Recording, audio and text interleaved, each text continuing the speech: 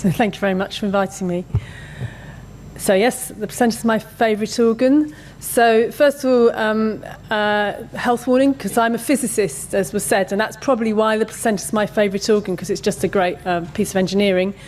So this talk, I'm going to talk about, first of all, why the placenta matters. I'm going to talk about normal placental structure and development, because quite a lot of people don't realise how the placenta functions. And then I'm going to talk about the sort of data that's available from MRI. I'm going to talk about structural information, and that's where I'm going to be outside my comfort zone a little bit, talking about clinical applications, and then the qualitative and quantitative information that's relevant, and the functional information that's relevant for looking at sort of placental development. And then eventually I'll talk sort of slightly about the pitfalls, and I have no interest to declare. So the normal fetus grows to about 3 kilograms, and most of that weight gain is in the last trimester. This is fetal growth curves. And obviously the placenta is responsible for the provision of nutrients for this fetal growth, the oxygen for fetal growth. It's also responsible for removal of waste products, including heat, and any heat we put in with our RF heating. It's responsible for reduction of hormones, and it's responsible for immunosuppression of the mother. At term, it's about 20 centimetres in diameter.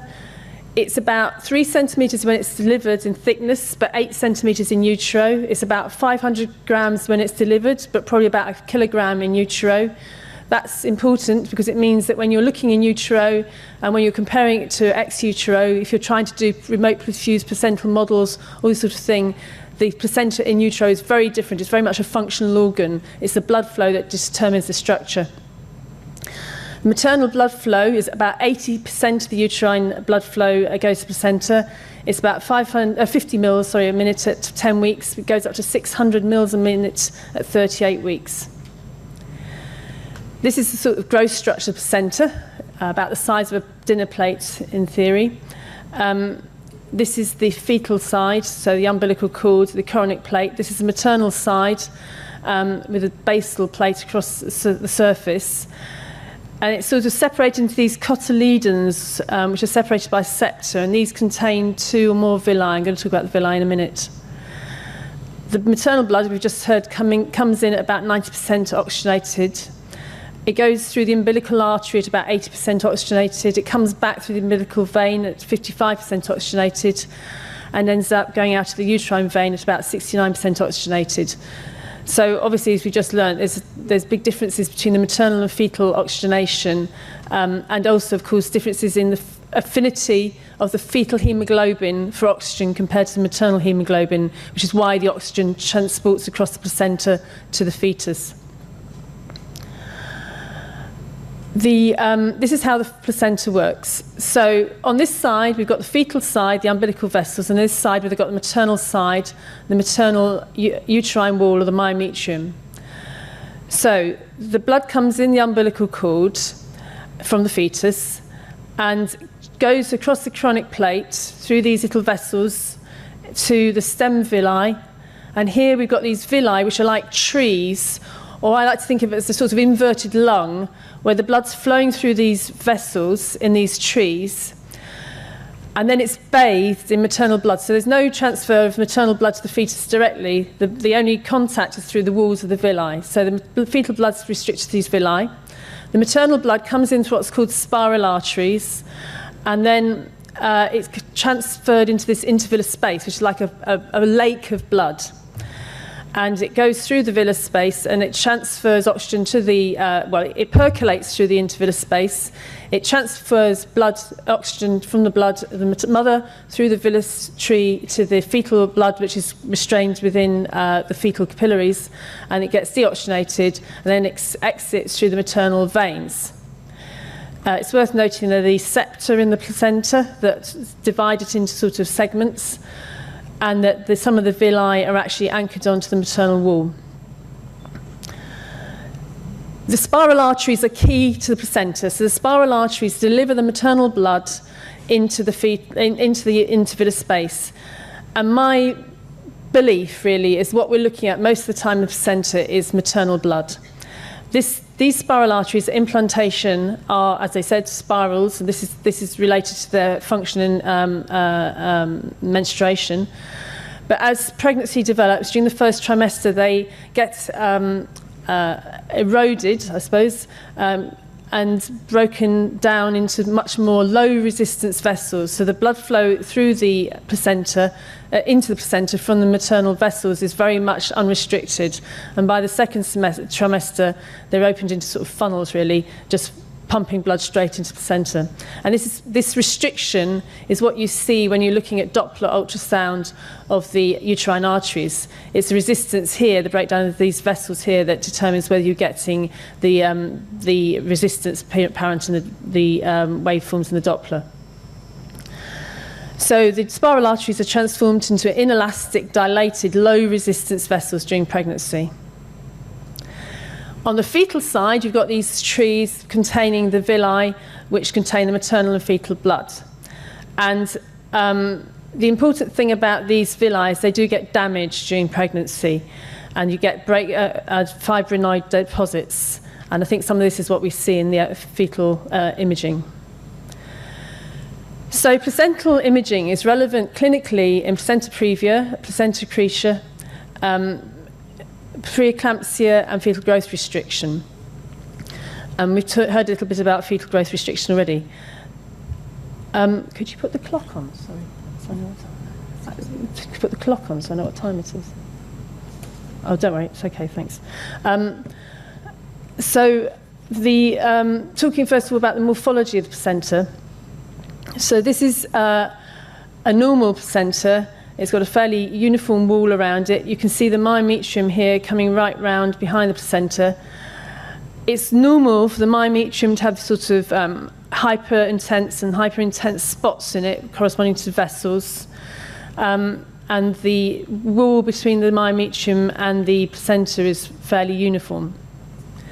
So this is data from Daniel Prayer at Vienna showing the progression of the placenta through gestational age. So at the beginning of the second trimester, it's a fairly uniform organ like this on the T2 weighted scans. And as you progress through pregnancy, you get increasingly these heterogeneities through the placenta, and it looks sort of increasingly lobular. Now, I guess it remains to be proven whether this is structural or functional, though I think this is probably actually functional, as we'll see later, related to the blood oxygenation. So this is other work from Daniela Prayer, showing you can see gross abnormalities in the placenta. In this case, an infarction. So this is a T1 weighted scan. There's a sort of hyperintensity there. A flare scan, T2 weighted scan, again a bit hyperintense. When you get to DWI, we're going to come back to DWI later, you get particularly hyperintense regions in the DWI. So this indicates less movement of the water in this region and almost certainly less blood flow in this region. So clinically, DWI is very useful for just identifying regions of low blood flow in the placenta.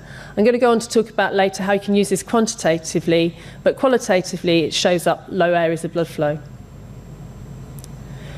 So clinically, it can be used to identify Placental Previa. These are two examples showing the placenta lying straight across the cervix. It's very easily to identify that on MRI, so cervix here in C, at the placenta in P. Adhesions, this is data, this is from a paper by Elizabeth Whitby at Sheffield. So placental adhesions are often identified by dark bands on the placenta on FSE scans, and dark regions will look bright on balanced FFE scans, FISP. You get bulging of the uterine wall, and you get thinning of the myometrium. So again, here is these bright spots in the myometrium, which are quite normal, but you get these thinner regions where you've got adhesions. Here's more images of Placental Accretia. So here's dark bands again in the placenta on the haste, dark bands here. And here's bright spots on the BTFE, which are appearing dark on the T2 weighted scans and bright on the BTFE. These are often called vessels on MRI, and I think they're called lacuna on ultrasound. So I think the sort of structural correlates to these are not clear to me, at least. But again, here are regions that have been called vessels within the placenta on high-res FSC. This is the same regions on the BTFE. They're definitely blood as showing up bright on the BTFE. Here's another case showing again in breakdown of the uterine wall, and here. So here's the normal myometrium coming round, and here's breakdown of the uterine wall. So now going more towards function of the placenta. So first of all, just looking at placental growth. So these are data from some time ago from us looking at the volume of the placenta over gestational age with the controls in the open circles and the fetal growth restricted infant fetuses in dark circles. And you can see that the fetal growth restricted fetuses had reduced placental volume from very early gestation.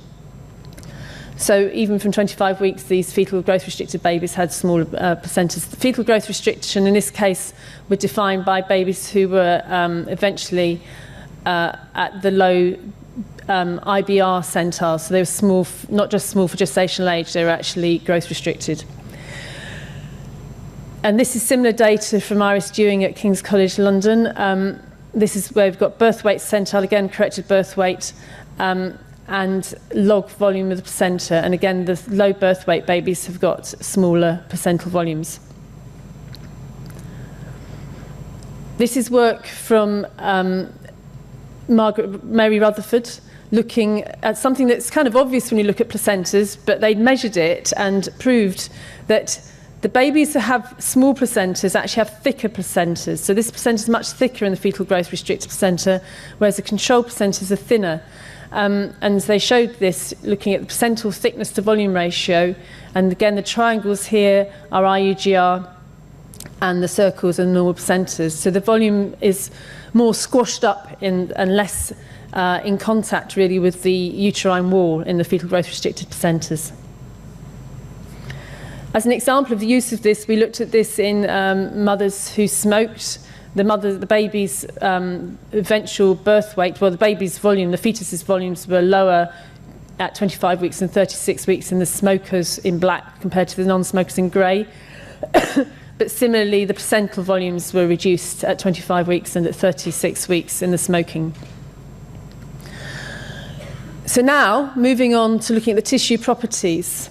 So there are many MR parameters that relate to tissue properties, T1, T2, magnetisation, transfer. I'm going to show T1 and T2 data. In the past, we've got MT data at 0.5 Tesla, which is very low field. And I'm quite sure now that MT is probably the way to go. Well, I'm quite sure that MT is the way to go, to particularly look at fibrin deposits in damaged placentas. But looking at T1 and T2, where you've got effects of oxygen and macromolecules binding, with gestational age, T1 and T2 both decrease. And that's normal. And at late gestations, looking at babies with IUGR or preeclampsia, there are reduced T1 and T2 in these groups. I just add here that we measured T2 in this data with spin echo EPI, which I think is actually quite a simple way to measure T2 and can overcome some of the artifacts you can get with other methods. That data was from 0.5 T, which is low sensitivity really, and has low sensitivity to variations in relaxation times. This is data from 1.5 T, also looking at variation in T1 and T2 with gestational age, and again showing a decrease in T2, slightly less significant decrease in T1. And this is from Manchester, and they also related the relaxation times to histology measures of fibrin to Villous volume density ratios, and showed that T2 increased with that ratio. So this is important because these parameters are actually potential to give us information about the histology, or indirect information about the histology in the placenta. So now moving on to blood flow. So I described how the blood flows through the intervillous spaces, and I think that most of the blood, well, I'm sure that most of the blood we're seeing in the placenta is maternal blood. So that it's determined by the maternal delivery to the placenta, the fetal placental flow, so the blood that's coming through the umbilical cords and through these intervillous spaces, but also the percolation of the maternal blood through the intervillous spaces. So it's not enough for the blood to arrive in the placenta, it actually has to distribute through the intervillous spaces and reach all the villous trees to exchange adequately the oxygen to the fetal vessels. So we're really interested in not just what's delivered, but how it's distributed and how it moves through this space. So there's lots of ways of measuring blood flow with MRI. Contrast agents, arterial spin labeling, and gradient sensitization or diffusion-based methods. Excuse me, sorry, I've got something. So just starting with conventional contrast agents. So they've definitely been used in the past, either sort of accidentally, really, when the mother was having an MR scan, say, of the brain, and the gadolinium was then found in the placenta subsequently, or was observed in the placenta subsequently. This is actually data from mice. I think now it's absolutely clear it's not possible to give gadolinium in pregnancy deliberately, because we know it crosses into the amniotic fluid. We know that now that gadolinium accumulates in adult brains, and, well, I wouldn't give it. Ultrasound microbubbles are obviously used in ultrasound, and I think probably will give contrast in MRI. I've tried them at low field and couldn't see much, but I think it's worth reinvestigating those. However, we've already seen work today using oxygen as a type of contrast agent in MRI. So this is very similar to work you presented, Ellen, and you presented in the heart. This is data from Anne Sorensen in Denmark, and again looking at the effects of maternal hyperoxia on the bulb contrast in the placenta. And this immediately identifies that the contrast you can see in the placenta at late gestation on T2 weighted scans, in fact this is bold, this is T2 star weighted scan, is due to oxygenation, because once you give oxygen, this becomes much more homogeneous. So first of all, this tells us what's going on here, and this tells us how well the oxygen is distributing through the placenta. So this heterogeneity is now giving us information we weren't quite sure what it meant in the past. There's been similar work in the past. This is work from Manchester again, looking at this with T1 and looking at the change in oxygen on T1, change in T1 on oxygen inspiration with gestational age, and showing that the change decreased with gestational age. So these methods will be important not only for understanding how the placenta is oxygenated, but also I think by using methods similar to the methods that we discussed from the brain earlier, for looking at fetal oxygen consumption by looking at blood flow to and from the placenta and the uterine cavity. So now moving to ASL. So these are images explaining how ASL can be used in the placenta, in the uterus. So this is data acquired at different time points after an inversion pulse. But the inversion pulse isn't across the, just across the imaging slice. It's either across the whole imaging slice and the whole placenta, or just across the imaging slice. These are very low field scans from some time ago, because this is old data. But you can see at this point here, the blood flow in the uterine arteries is white, whereas the blood flow in the uterine arteries in here is dark, because the blood flow has flown into uterine arteries. If you look at the placenta here at a later time, you can see it's brighter compared to the unsaturated case. And you can use this to measure perfusion. Iris Dewing at KCL has done this, looking at small for gestational ages and appropriate for gestational ages placentas. She looked in 3 regions. She looked at the basal plate, which is the region between the placenta and the myometrium. She looked at the centre of the placenta, and she looked at the whole placenta. And she showed in each case that the fair signal was reduced in small for gestational age babies compared to the appropriate for gestational age babies, so reduced blood flow. Now, diffusion weighted imaging, you'll be familiar with using it for DTI, it was shown earlier. You're probably also now familiar with using it in cancer for studying tumour blood flow. So We know that diffusion-weighted imaging is sensitive to diffusion of water. We know it can be used in intravoxal incoherent motion to look at flow in the capillaries. It turns out that it's also flow sensitive to anything that has turbulent or complex flow. And that's what's going on in the placenta. So we haven't got flow like this, and we haven't got movement of water restricted within axons. We've got flow not dissimilar to this. And this gives us the chance to measure something related to blood movement in the placenta, which is, of course, what we're interested in. So what you get when you measure the signal in the placenta for different B values, for increasing your B value, is a sort of bi-exponential decay. So this is log signal against B value, which is what you'd normally measure with diffusion.